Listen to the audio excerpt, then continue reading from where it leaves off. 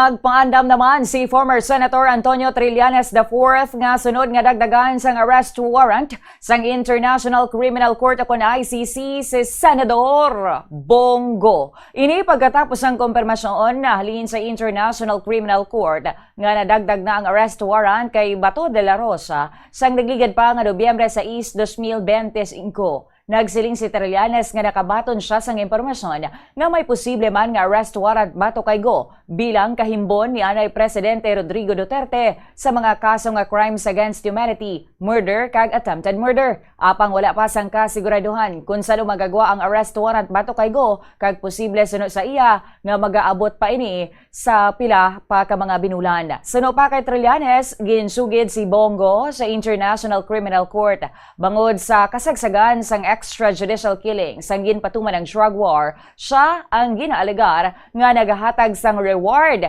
sa kada may pagpamatay nga matabo. Luwas sini nagaserbe man sunod sa iya si Bongo bilang lider sang Special Operations Group sa sulod sang National Death Squad ni Duterte. Naibaluan nga pareho sanday De La Rosa kag si Bongo nga ginhingadla na anay sang International Criminal Court bilang co-perpetrators ni Duterte, apang hindi pareho kay De La Rosa nagpabilin si Go sa mga sesyon kag wala ini nagpalagyo. Luwas nga Ronald De La Rosa kag Bongo ginpahayag man nga posible suno kay Trillanes nga maisuan man sang warrant sang International Criminal Court ang isa pa kaanay hepe sang Philippine National Police nga si Oscar Albayalde.